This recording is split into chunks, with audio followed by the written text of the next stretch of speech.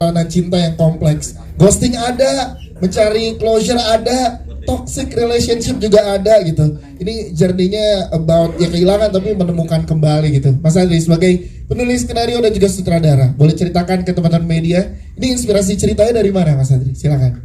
Oke, sebelumnya terima kasih teman-teman media sudah hadir hari ini, sudah nonton. Inspirasinya sebenarnya karena saya pernah baca gitu satu artikel tentang fenomena yang namanya Johatsu. Johatsu itu kayak kamu sebagai individu itu bisa pergi dari keseharian kamu, ninggalin keluarga kamu untuk kayak hidup dengan identitas baru gitu.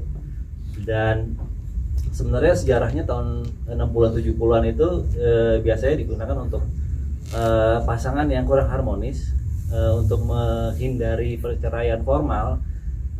Salah satunya memutuskan untuk Johatsu ini gitu.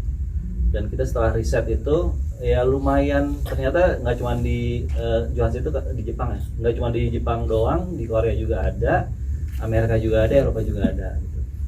Jadi karena baca artikel itu jadi kepikiran gitu, apa sih rasanya orang yang ditinggalin gitu, apakah mereka punya usaha mencari si orang yang hilang ini gitu. Jadi mungkin jadi kepikiran gitu, sebenarnya hubungan antar manusia itu khususnya percintaan itu butuh profound goodbye apa enggak gitu. Jadi based on pertanyaan itu sih, jadi ciptalah cerita film ini. Yes, itu dia, itu inspirasinya menarik saya. Tapi kan visual di film ini juga cantik dan edgy sekali. Kita tahu waktu pas di JAV kemudian di JV juga banyak dapat pujian. Ini gimana Mas pendekatan secara directing dan juga post produksinya untuk visualnya? Sebenarnya directornya cukup saya kembali lagi ke simple approach sih sebenarnya, karena kita nggak bawa alat-alat yang bisa istilahnya dolly track gitu, kita nggak bawa gitu. Jadi lebih ke cuman tripod sama kamera aja gitu. Dan sebenarnya yang poinnya adalah saya sama Dimas Bagus sinematografernya itu untuk mengcapture sebenarnya mood Korea ini kayak apa sih, karena yang kita lihat kan biasanya di K-drama itu bright gitu ya. Cuman di sini pas kita riset itu saya sama Dimas juga ngerasanya malah di balik gemerlap lampu-lampu ini kok saya ngerasanya kesepian gitu. Jadi feel itu yang coba kita ambil dari set-set di Korea ini, khususnya Seoul, Dangjin, dan Sosan. Yes, tapi kita pengen tahu, tadi kan banyak menggambarkan tentang hubungan dan kayaknya di antara kita ada yang relate tuh, entah dari ditinggalinnya, ngejarnya, atau bahkan ada yang toxic relationship ya gitu.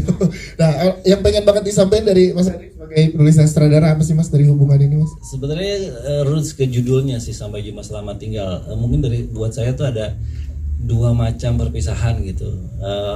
Sampai jumpa itu seberapa pahitnya perpisahan itu, tapi ya ada keyakinan kalau kayaknya bakal ketemu lagi deh sama orang ini suatu saat nanti gitu. Sementara selamat tinggal ya udah, dan sampai situ kita udah selesai, kita nggak perlu ketemu lagi. Jadi based on roots itu. Wow. Oke, Jerome sih tepuk paha ya, kita nggak tahu ya. Iya. Jadi bahasa Rus itu jangan-jangan kita selama ini segampang sampai jumpa ya, selamat tinggal ya, tapi lupa meaningnya apa. Exactly, ya. Jadi kalau mau ketemu orang mau pisah, enakan sampai jumpa apa selamat tinggal gitu Mas? Tergantung sih mau ketemu lagi apa enggak. Nah, tepuk tangan dong buat Mas Adi, thank you. Kita ke jajaran cast dulu kali ya, ke jajaran cast kita punya Jerome Kurnia, tepuk tangan untuk Jerome. Ray ini pendiam, cool, tapi act of service-nya oke juga sih, iya kan? Gitu ya. Tiba-tiba jemput, tiba-tiba ini. Gimana, gue pengen tahu dari seorang Jerome, backstory gimana sih lo pada lo main sosok Ray ini? Silakan. Oke, teman-teman media, apa kabar? Makasih ya udah luangin waktu untuk nonton film kami. Sedikit aku mau bercerita tentang Ray ya. Yes. Jadi Ray ini simpelnya dia orang yang lagi rusak, dia lagi sakit, yang diakibatkan oleh trauma berat yang dialami. Dia mempunyai seorang istri. Bayangin aja, lu masih muda, lu menikah dengan satu orang yang lu sayang, yang lu cinta. Tiba-tiba orang itu diambil dadakan. Dan Ray ini adalah orang yang sangat sensitif. Dia bingung gimana ya caranya gue memproses ini semua, dan dia sama sekali nggak bisa Dia bangun pagi, dia ngeliat rumahnya, dia keinget sama yang udah nggak ada. Dia jalan ke tempat biasa dia belanja, orangnya nggak ada. Selalu keinget, dan dia memutuskan satu hari, udah gue nggak bisa di sini lagi. Gue harus pergi yang jauh. Dan kebetulan di sini dia pergi ke Korea Selatan. Tapi ternyata kepergian itu justru bukan malah membuat dia lebih baik, malah dia tetap berada di dalam kegelapan itu karena dia selalu berantem sama dirinya sendiri. Dia nggak pernah mau mencoba untuk menghealing dirinya gitu. Sampai ketika dia ketemu sama Win, di situ dia mulai merasa, oh mungkin di sini ada harapan lagi. Orangnya bener, orangnya cocok atau nggak tahu, tapi dia nggak tahu gimana ngelihat dari dalam Win bahwa ini mungkin adalah kesempatan gue untuk bisa hidup lagi. Itu. Tapi saat ditanya sama Win sebenarnya hubungannya apa? Kok nggak jawab? Nah, apa sebenarnya hubungannya? Sebetulnya yang dia lihat dari Win itu dia juga nggak tahu karena dia tidak mencari Win. Win itu datang kepada dia, mungkin dikirim Tuhan atau alam semesta. Oke. Dan tiba-tiba mereka bertemu dan dia merasa, loh kok ada perasaan yang timbul lagi, kok gue bisa mulai merasa lagi. Iya. Apakah itu cinta, apakah itu kenangan dari masa lalunya? Dia nggak tahu, tapi dia merasa gue harus geserkan energi gue kepada si Win ini, gitu. Kita pengen tahu sudut pandang lo sedikit lagi, Jerome. Tadi di terakhir, pelukan terakhir, Ray itu sebenarnya pengen sampai jumpa apa selamat tinggal? Karena itu berasa banget sih kita yang nonton kayak sampai jumpa apa selamat tinggal sih yang lo pengen gitu. Sebetulnya si Ray kepada Win kan? Iya. Sebetulnya kalau menurut gue pribadi ya, pada akhir di film itu sampai jumpa aja. Selamat tinggal aja. Karena Win itu merupakan yang dia tidak sadari adalah satu level di mana dia mulai pelan-pelan untuk healing. Nah kan dia lanjut kemana lagi tuh? Iya, iya. Nah di situ dia mungkin ketemu orang lagi yang bisa membantu dia untuk mengingat dirinya kembali. Jerome Kurnia, tepuk tangan untuk Jerome. Thank you Jerome. Kita ke Jordi Pranata ini nih gara-gara nyari dia nih. Sekarang ada di sini. Jordi pengen tahu nih teman-teman yang ada di sini. Nge-ghosting mungkin itu yang kita lihat sebagai penonton, tapi alasan tersendirinya apa sih dari seorang Dani di sini sampai pergi dan nge-ghosting itu? Silakan. Oke, sebelumnya terima kasih teman-teman udah sempetin hadir. Iya, Dani memilih ghosting untuk hubungannya dia dengan Win. Karena apa? Karena backstory yang kami bangun, Mas Adri, saya dan Putri bangun tentang hubungan Dani dan Win ini, itu backstory-nya tuh udah mumet, udah kusut, udah nggak bisa diapa-apain, capek gitu dengan tingkah lakunya Win yang bertambahnya usia tapi cara pacarannya kita tetap kayak gitu-gitu aja. Sedangkan Dani mungkin yang sudah lebih mau serius untuk hidup gitu. Tapi Winnya belum. Akhirnya solusinya adalah ghosting karena sebelumnya semua cara udah dilakukan sama Dani terhadap Win. Ya. Sampai akhirnya dia memilih untuk gue cabut aja deh. Gue mau rubah semuanya, mau mulai dari nol, buka lembaran baru. Dia memilih kota Dangjin untuk memulai hidup yang baru kayak gitu. Jadi emang dia ghosting. Jadi Jordi udah dari awal tegas selamat tinggal ya. Selamat tinggal. Balik lagi tapi. Tapi Dani tuh selamat tinggal sama Dani jadinya ke Reno atau gimana? Pengen tahu karena kan lu mengganti identitas ini. Semua. Dia benar-benar manusia yang untung dia nggak bunuh diri gitu. Dengan semua masa lalu yang dia punya, dia memutuskan untuk memulai hidup yang baru, menjadi orang yang baru dengan situasi yang baru. Pokoknya semua mau dari nol gitu. Dan bisa dilihat dari perubahan looknya, dari perubahan sikapnya yang udah benar-benar maunya gue bertahan hidup aja deh gitu. Happiness gue adalah my loneliness gitu. Dia Kata-kata hari ini tuh dari Jordi. Coba ulang Jordi biar kita potong di TikTok nih, bagus banget ini. Coba gimana Jordi kata-kata? My happiness is my loneliness. Itu teman-teman. Itu jadi ya dia mau mulai say goodbye ke semuanya. Terhadap Dani pun dia goodbye, gue akan jadi Reno sekarang. Wow, ini kan barengan lagi sama Putri Barino, sebelumnya kan pernah satu project. Apa tantangan di kali ini untuk seorang Jordi? Ini untuk project ini menarik sih untuk hubungan dengan Putri Marino, dimana yang sebelumnya sama Mas Adri juga. Kita lebih ke pendekatan secara individu gitu. Bagaimana Putri mengenal Jordi, Jordi mengenal Putri. untuk di project Sampai Jumpa Selamat Tinggal kita lebih tajam lagi ke karakternya karena kita sudah saling mengenal satu sama lain sebagai Jordi dan Putri. Sekarang bagaimana nih Dani dan Win, karena hubungan Dani dan Win ini kan ya itu tadi kusut, udah tidak bisa ditolong, bisa jadi satu arah juga gitu. Bagaimana kita bisa build hubungan itu tanpa dijelaskan banyak di film kayak gitu. Jadi lumayan diskusi panjang dengan Putri dan Mas Adri, dibantu juga teman-teman yang lain. Kita cerita soal hubungan toksik itu kayak apa, kayak gitu. Dan Putri kan cukup serius untuk mendalami karakter kan, dan gue lumayan tipikal yang mirroring gitu. Jadi apa yang dilakukan sama lawan main gue itu juga yang akan gue kasih, dan ya terciptalah Dani dan Win yang barusan teman-teman lihat. Semoga bisa dirasakan gitu betapa kusutnya, betapa capeknya Dani dengan Win ini. Jordi Pranata, tepuk tangan dong untuk Jordi, terima kasih. Kita ke Lutesia, sini sebagai Fanya, girl boss, gangsternya TKI di Korea. Tapi ini menarik, unik. Biasanya kan kita yang tadi Mas Adri bilang digambarkan bright, tapi kali ini dark gitu. Nah saat dapat ini memberikan sisi lainnya dari Korea, gimana seorang Lutesia mendalami karakternya? Silakan. Oke, pertama-tama aku ingin mengucapkan terima kasih kepada press dan media telah hadir di press conference dan screening ini. Untuk proses pendalaman karakternya, seperti biasa aku membaca skripnya, aku menganalisa, dan tentu aku berdiskusi sama Mas Adri untuk pembentukan karakter Fanya. Mungkin pada awalnya kita punya stereotip kalau gangster atau bos mafia tuh cara bicaranya seperti laki-laki atau enggak yang preman gitu. Tapi di sini aku menawarkan sesuatu yang baru. Kenapa kita nggak menciptakan aja karakter yang baru gitu? Mungkin contohnya kita bisa, kalau aku kan hari-hari kalau ngomong cukup cepet ya temponya gitu. Kalau kita lambanin gimana? Kalau dia cara Fanya berbicara kita lambanin, itu menandakan kalau dia itu karakter yang sangat taktis. Dia itu pelan-pelan. Dia itu seperti apa ya? Predator yang pelan-pelan ingin mencari mangsanya gitu. Jadi dia benar-benar observe mangsanya, dia observe gerak-gerik mangsanya, dia harus ngomong apa nih selanjutnya gitu.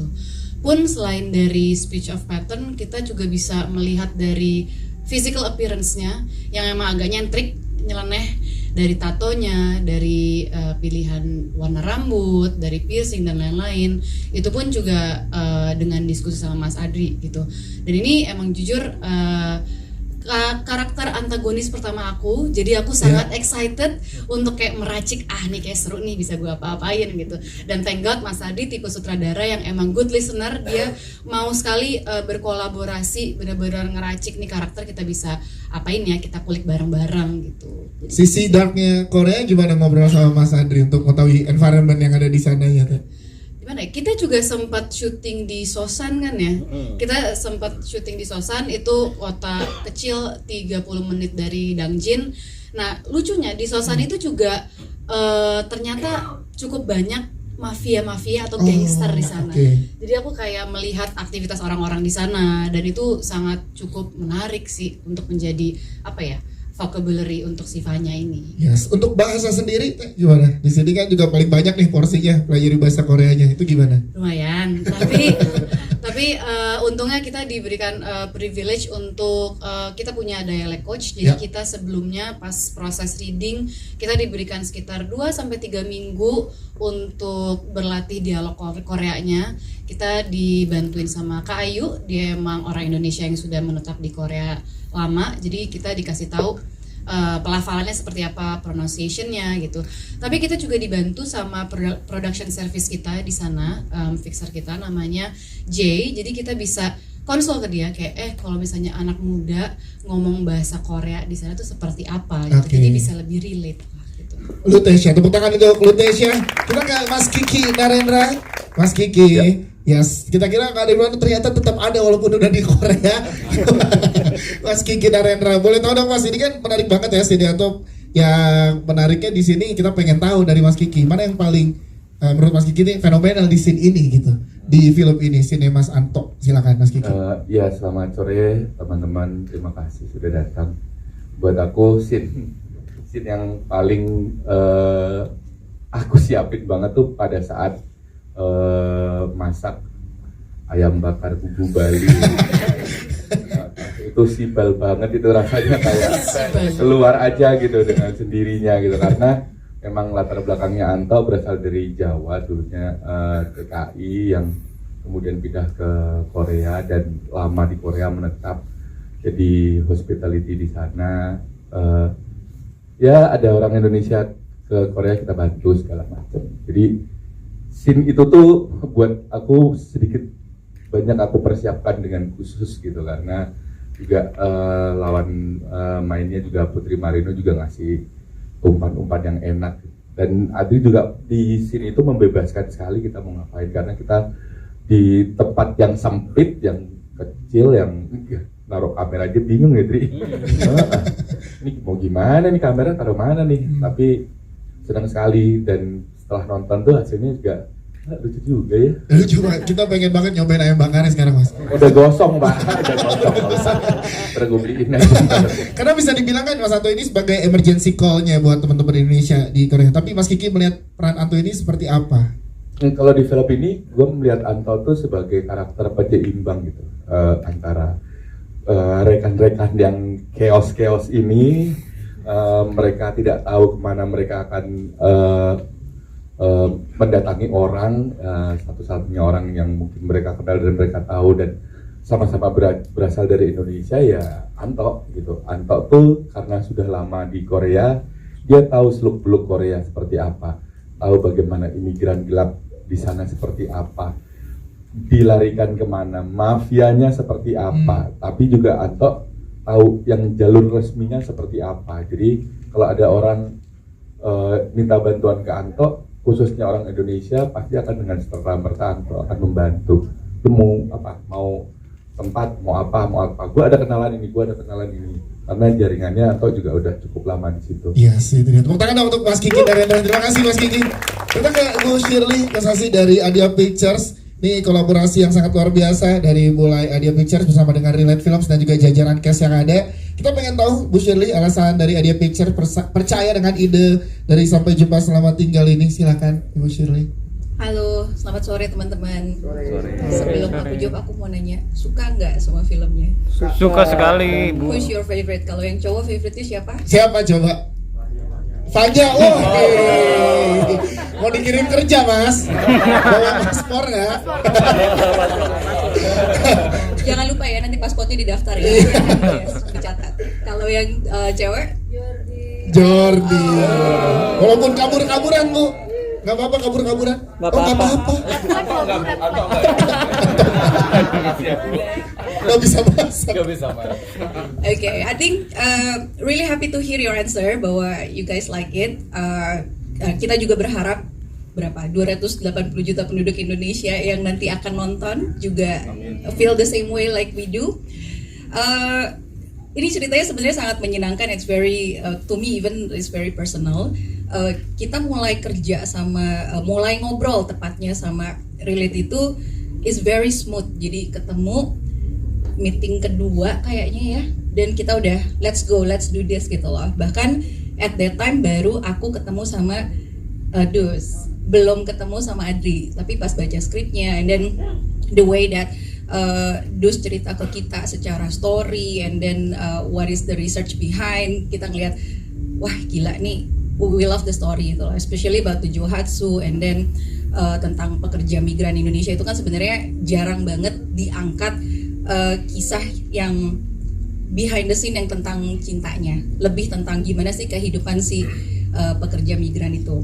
Terus senang banget along the way setelah kita decide untuk go ahead with this project, risetnya tuh kencang banget. Kayak tadi yang Anto sebenarnya aku Anto jadi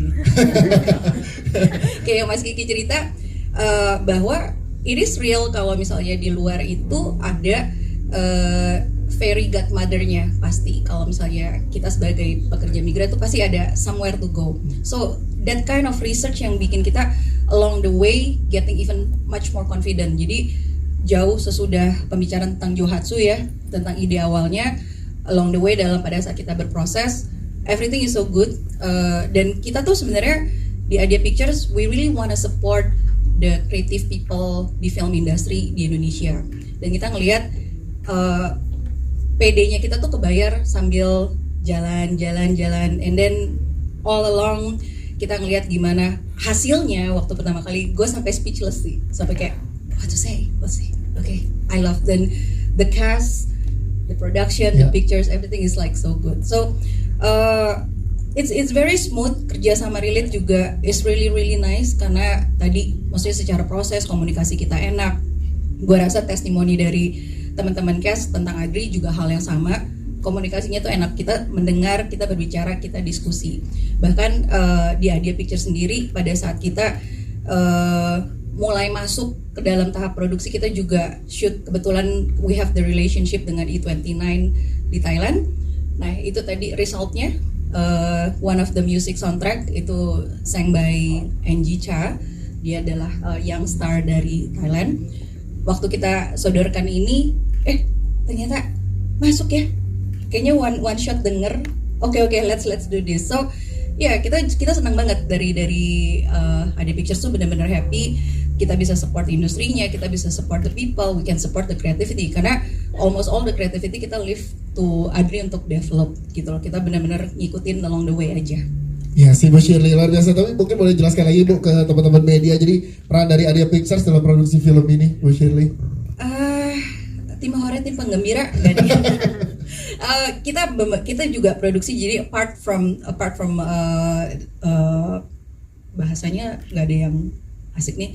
Jadi we wanna support basically, apart from giving a support to the film itself, kita juga terlibat dalam prosesnya meskipun tidak sampai di lapangan the way that kita nggak ikut syuting benar-benar the full day di Korea, but kita beneran ngikutin dari sisi kreatif kita juga membantu. Terus of course dari sisi promosi dan distribusi di sini kita juga working on the proses dari day one sampai sekarang. I think kita juga ngobrol banget ya waktu kita submit ke JFW dan kita dipilih menjadi film pembuka di JFW. There was like such a pride for us karena it was so good gitu loh. Ibu Shirley, tepuk tangan dong untuk Ibu Shirley dari Adia Pictures. Begitu kita ke Bapak Rita Desiani dari Relate Film. Berarti follow up dari jawaban dari Ibu Shirley, kita pengen tahu dari Relate Film sendiri gimana bekerja sama dengan Adia Pictures itu dulu. Silakan Mbak Desi. Selamat sore semuanya. Terima kasih sudah meluangkan waktu nonton film kita ya. Mau cerita sedikit tentang gimana kerjasama sama Adia Pictures. Film ini Sampai Jumpa Selamat Tinggal dengan judul awalnya Goodbye Farewell adalah proyek pertama Relate Films bekerja sama dengan Adia Pictures, dan kalau ditanya gimana rasanya adalah sebuah kebahagiaan untuk bisa menciptakan sebuah karya bersama dengan Adia Pictures, karena sejak awal kita Relate Films merasa tidak ada hal yang berat untuk menjadi halangan kita membuat karya ini bersama. Kepercayaan itu ada sejak awal sampai akhir, sampai hari ini akhirnya kita senang banget ya akhirnya bisa melahirkan karya kita bersama gitu. Jadi semua prosesnya terasa begitu enak, yang semoga juga bisa dirasain di visualnya ketika ditonton. Ya, sini support yang diberikan luar biasa untuk Relate dari Adia Pictures sehingga tercipta karya yang luar biasa. Betul. Juga ya Mbak Desi ya. Ya, sebenarnya juga karena di sini tempat-tempat yang digunakan kan nggak biasa dari sisi, bahkan banyak yang bilang mungkin tadi kita ini undergroundnya Korea nih gitu. Boleh diceritakan nih syutingnya di mana aja, terus pertimbangan pemilihan lokasi dan juga gimana pengalaman dan tantangan saat syuting di lokasi-lokasi tersebut. Silakan. Oke, mungkin sebenarnya agak banyak yang bertanya gitu, kenapa sih lokasinya kayak gini gitu. Itulah sebenarnya yang kepingin saya sebagai produser mengangkat, karena kita Relate Films memang selalu pingin sekali membuat cerita, membuat karya yang tidak biasa. Kita bisa lihat juga dari pemilihan lokasi-lokasinya. Memang lokasi ini kurang lebih banyak di daerah Dangjin dan Seosan, daerah yang mungkin orang-orang yang biasa nonton film Korea juga nggak tahu itu daerahnya di mana gitu. Tapi begitu kita dikasih lihat oleh fixer kita, namanya Filmin Korea, kita datang ke sana, kita scouting dan kita merasa, oh tempat ini memang tempat yang sangat tepat untuk ceritanya. Tempat ini sangat nge-serve cerita yang Adri punya. Membawa moodnya ketika kita datang ke sana, ya Adri, kita ngelihat, kita ngerasa kayak tempat ini ngasih energi yang tepat untuk ceritanya gitu. Dan pemilihan lokasi-lokasinya juga sebenarnya film ini kita syuting less than a month, tapi kita punya set lokasi yang cukup banyak. Jadi Dangjin dan Seosan lumayan kita ambil banyak banget yang masuk ke film ini untuk kita represent. Ya, tantangannya sendiri karena syutingnya tempatnya banyak, lokasinya banyak. Tantangannya sendiri sebenarnya terasa tidak terlalu berat juga, tapi sebenarnya karena kita itu berangkat dengan kru yang tidak banyak. Sebenarnya itu adalah sebuah pemilihan kita sih, kita mempunyai keputusan untuk kita tidak membawa kru banyak-banyak karena kita emang lebih suka produksi yang kecil.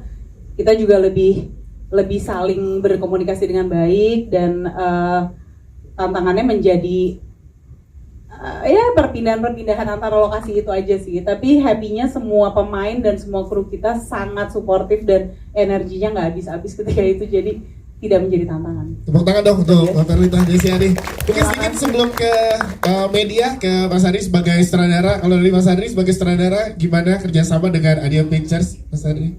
Menyenangkan karena Adia percaya sama filmmakernya sih, mulai dari skrip, ide gitu, dan pemilihan apa yang kita pilih, mulai dari cast, kita juga semuanya diobrolin sih gitu, mau dari scene, mau dari skrip, location, cast, jadi kolaborasi yang sangat Yahut lah.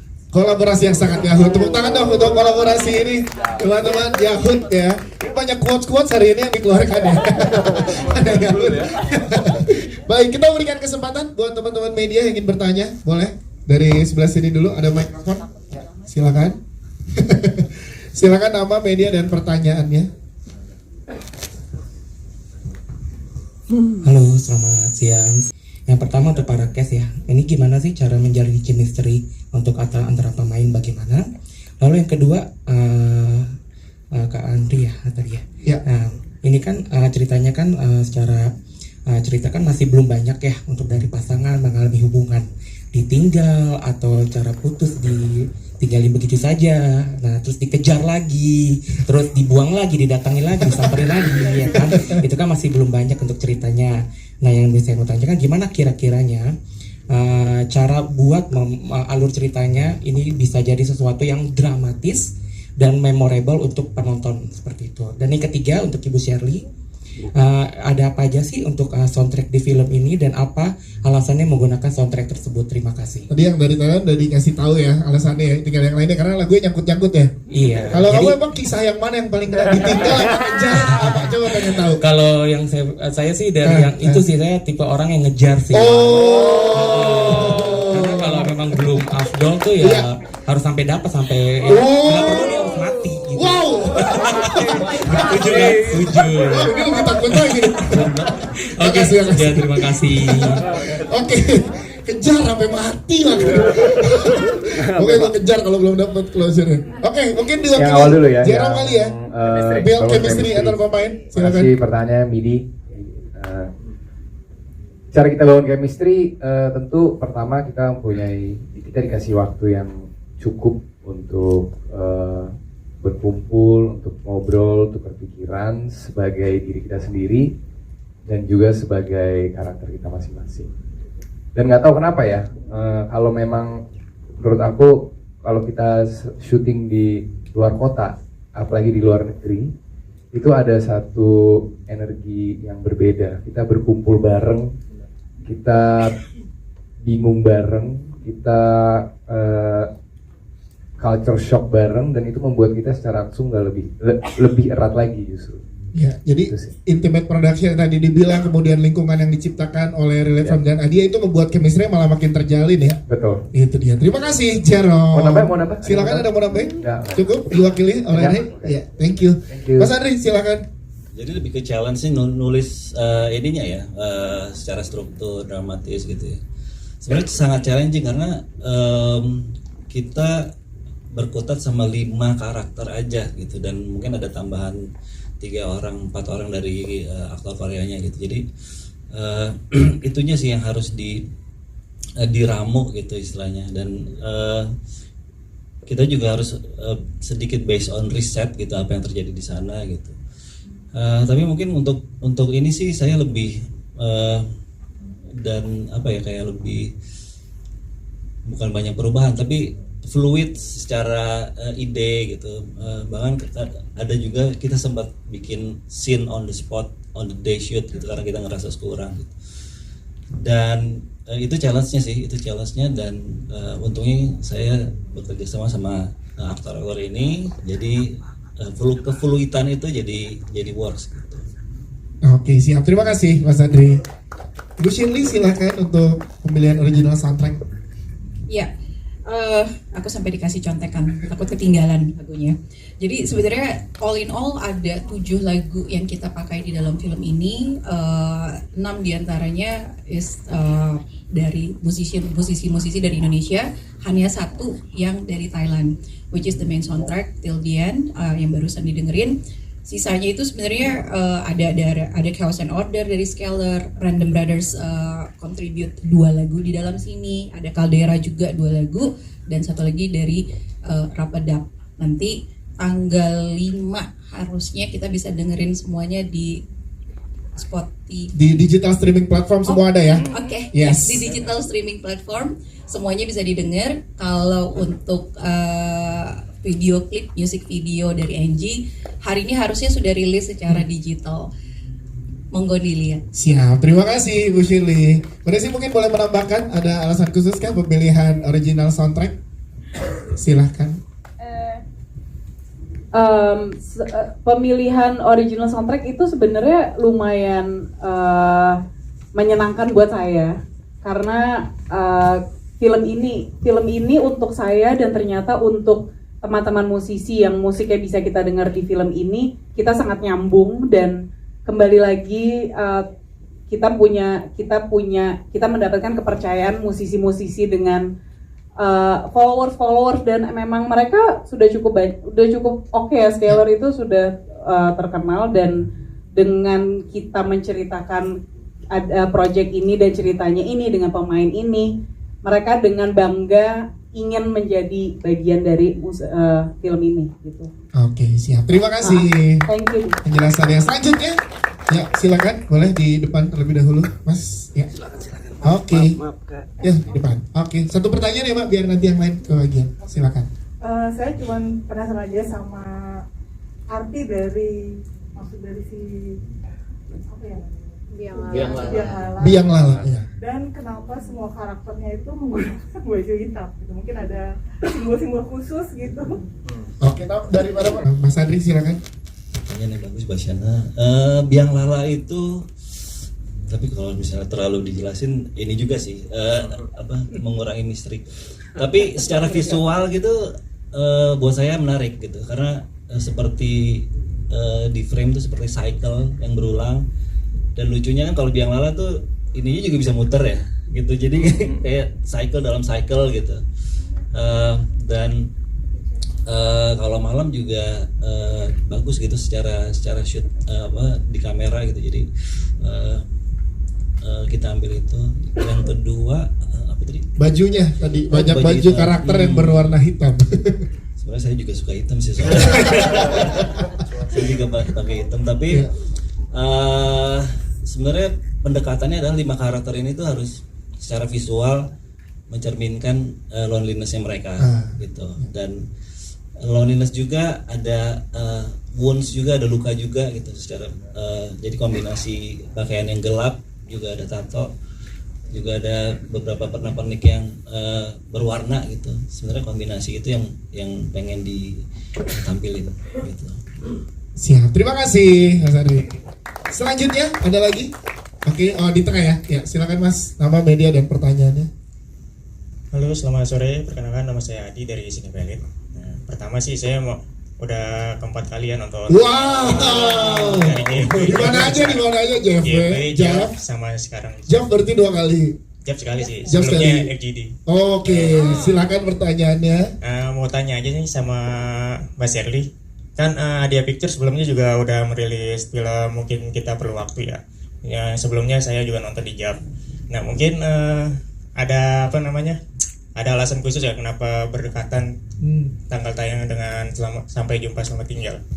Lalu mau tanya sama Lutesa sih, Ya, karena karakter favorit saya di film ini.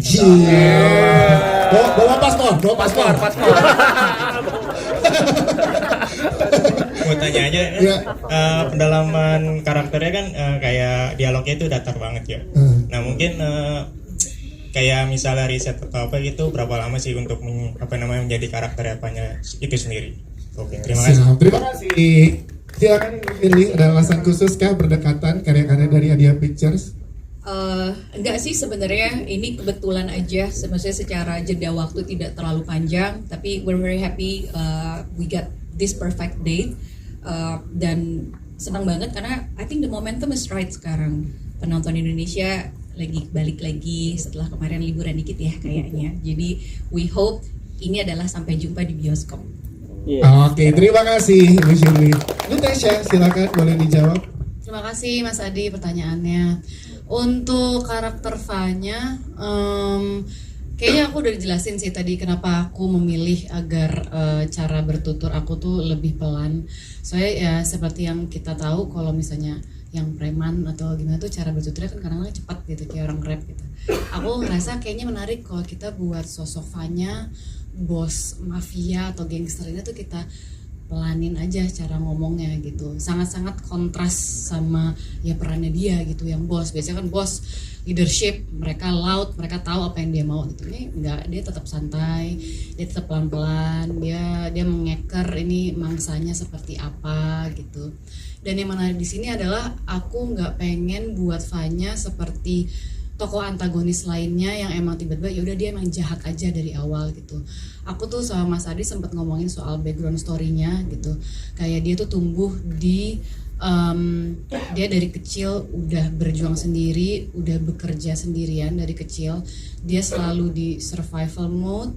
Dia nggak pernah merasakan rasa kasih sayang. Jadi dia nggak ngerti apa itu rasanya cinta.